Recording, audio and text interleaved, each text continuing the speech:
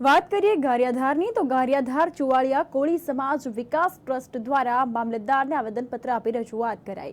ગારિયાધાર ચુવાળિયા કોળી સમાજ વિકાસ ટ્રસ્ટ તેમજ સમસ્ત કોળી સમાજ દ્વારા કથાકાર રાજુગીરીએ વ્યાસપીઠ પરથી સમગ્ર કોળી સમાજ વિશે ટિપ્પણી કરી હતી અને ટિપ્પણીથી સમાજમાં ભારે આક્રોશની લાગણી ભભૂકી ઉઠી છે।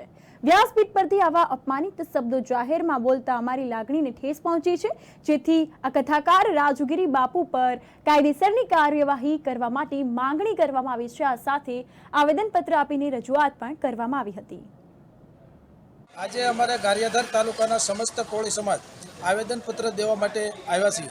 વિષયમાં જે ઝીંઝુડા સાવરકુંડલા તાલુકાનું ઝીંઝુડા ગામના વતની રાજુગીરી એ બાપુ કહેવાના તો લાયક નથી, કેમ કે કોઈ સમાજને કોઈ સમાજ ઉપર ટિપ્પણી કરવી અને અભદ્ર શબ્દ બોલવા એ કોઈનો અધિકાર નથી। અમે તો અમારો સમાજ તો સમસ્ત સમાજને સાથે લઈને ચાલવાવાળો સમાજ છે, પણ એને અમારા સમાજને એક આંચકો લાગે એવી ટિપ્પણી કરી છે। પણ અમે આવેદનપત્ર દેવાનું કારણ છે કે આવું કોઈ વ્યક્તિ કોઈ સમાજ ઉપર ટિપ્પણી ન કરે એવી અમારી અપીલ છે અને 5 વર્ષ સુધી વ્યાસપીઠ ઉપર કથા કરવા બેસે નહીં એવી અમારા આખા ગારિયાધાર તાલુકાની સમસ્ત કોળી સમાજની માંગણી છે।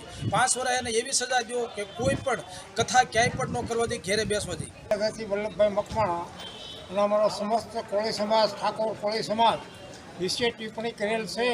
સાવરકુંડલા તાલુકાના વતની રાજુગીરી કથાકાર જે ઠાકોર સમાજ કોળી સમાજની વિશે ઉનાની જે કથા ચાલુ છે વ્યાસપીઠ ઉપરથી સમસ્ત કોળી સમાજની ટિપ્પણી કરેલ છે, જેથી સાહેબને અમારી જ્ઞાતિ અપમાન કરેલ છે, જેથી તેમને કડકમાં કડક કાર્યવાહી કરવા, જેથી કથાકાર 5 વર્ષ સુધી કથા ન કરે, જેથી આ સાહેબ પાસે અમારી માંગણી છે। તે તંત્ર ઉપર અને સરકાર ઉપર ભરોસો છે કે આમાં સમાજને ન્યાય આપવા વિશેની અને સામે ધોરણ કાર્યવાહી કરવાની ગારિયાધાર તાલુકાના સમસ્ત કોળી સમાજ આવેદનપત્ર મામલતદાર સાહેબને આપવા અમારી નમ્ર અરજી છે।